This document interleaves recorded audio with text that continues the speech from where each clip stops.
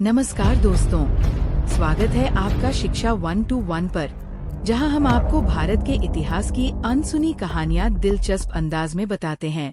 The story of the final charter, a turning point before the storm, charter act of 1853। सन 1853 में British parliament की गहमागहमी चरम पर थी। ईस्ट इंडिया कंपनी, जिसने व्यापार से साम्राज्य की सत्ता तक का सफर तय किया था, एक बार फिर चार्टर रिन्यूअल के लिए दरबार में हाजिर थी। लेकिन इस बार कुछ बदला हुआ था। क्या कंपनी को फिर से 20 साल का समय दिया जाए? किसी सदस्य ने सवाल उठाया। जवाब आया, नहीं, कंपनी शासन जारी रहेगा, पर अब बिना किसी समय सीमा के। इतिहास में पहली बार कंपनी को इंडिया में शासन करने की अनुमति बिना निर्धारित अवधि के दी गई। एक अदृश्य लगाम के साथ ब्रिटिश राज ने कंपनी पर अपनी पकड़ मजबूत कर ली, धीरे धीरे और चुपचाप। इंडिया की सत्ता को दो प्रमुख संस्थाओं में विभाजित किया गया था। कोर्ट ऑफ डायरेक्टर्स, जो ट्रेड यानी व्यापार और एडमिनिस्ट्रेशन यानी प्रशासन का कार्य देखता था।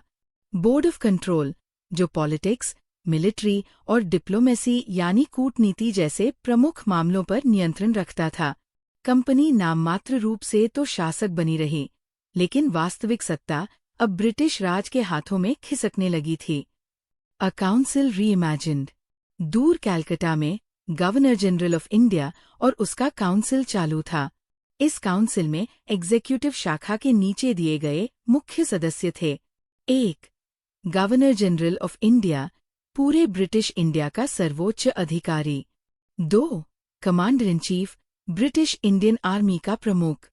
3. फाइनेंस मेंबर, जो वित्तीय मामलों को नियंत्रित करता था। 4.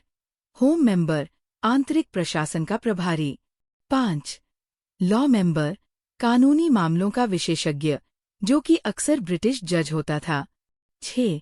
मेंबर विदाउट पोर्टफोलियो, विशेष सलाहकार या अतिरिक्त सदस्य। एग्जीक्यूटिव काउंसिल में कुल 6 सदस्य थे। चार्टर एक्ट ऑफ 1853 ने इस काउंसिल को 2 भागों में विभाजित कर दिया। एक एग्जीक्यूटिव कार्यों के लिए, दूसरा लेजिस्लेटिव कार्यों के लिए। ब्रिटिश इंडिया के इतिहास में ये पहली बार था जब एग्जीक्यूटिव पावर्स, जो कानून लागू करती है, और लेजिस्लेटिव पावर्स, जो कानून बनाती है, उसका औपचारिक रूप से विभाजन हुआ। काउंसिल का विस्तार हुआ।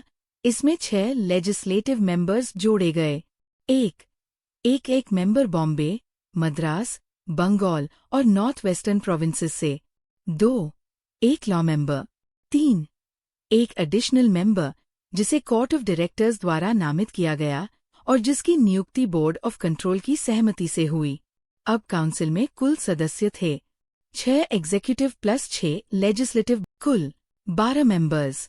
ये ब्रिटिश लोगों से ही भरा हुआ एक मिनी पार्लियामेंट बन चुका था, जिसमें पहली बार क्षेत्रीय प्रतिनिधित्व की झलक दिखाई दी। भले ही भारतीय आवाज अब भी लुप्त हो गई थी। The whisper of reforms, Indian civil services. इसी बीच ब्रिटेन में योग्यता और समानता की धीमी आवाजें उठने लगीं। लॉर्ड मकॉले की कमेटी ने कहा, अब कोई सिफारिश नहीं, अब चयन केवल क्षमता के आधार पर होना चाहिए।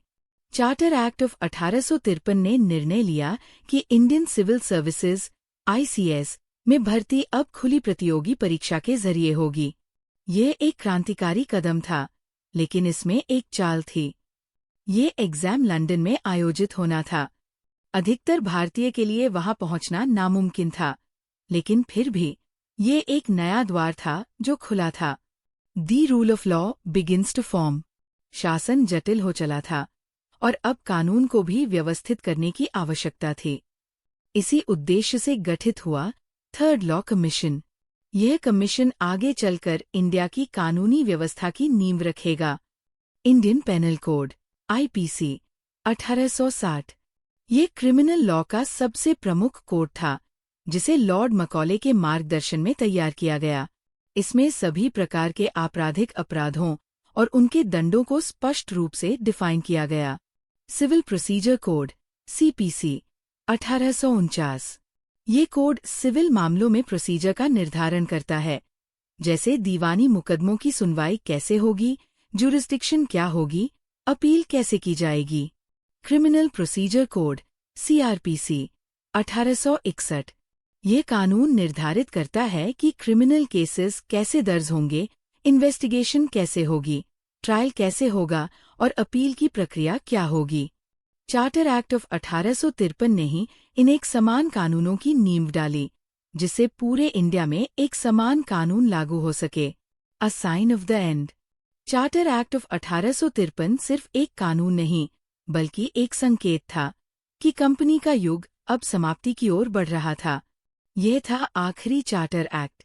इसने दर्शाया कि अब कोर्ट ऑफ डायरेक्टर्स का प्रभाव घट रहा था और बोर्ड ऑफ कंट्रोल का प्रभाव बढ़ रहा था।